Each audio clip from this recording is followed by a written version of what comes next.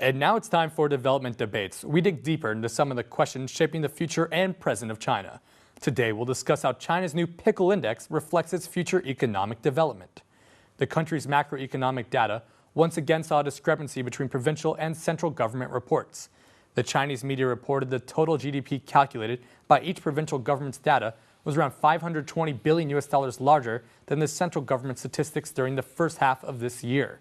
The huge statistical gap forced the central government to invent more precise indicators to reflect the country's real economic situation.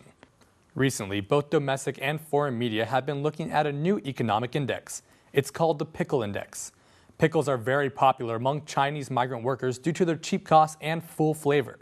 Buying Chinese steamed breads with a pack of pickles can easily hydrate them and satisfy their hunger. The pickle index would let NDRC officials watch migration movement trends by chasing the sales volume. By referring to the index, it helps the country's economic planners catalog the country into two major areas.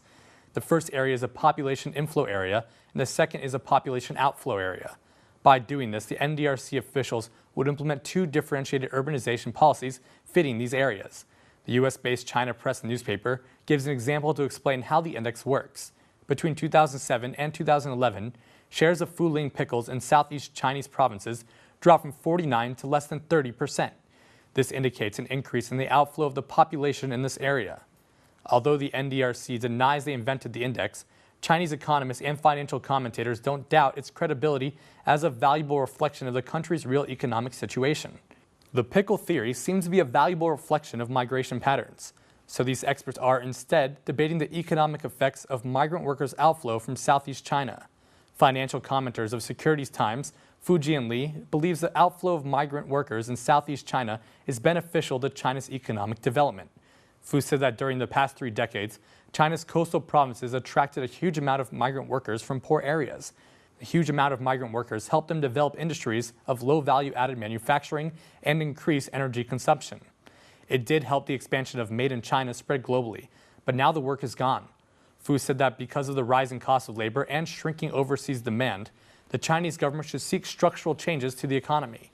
Also, upgrades should be made to maintain the country's economic development.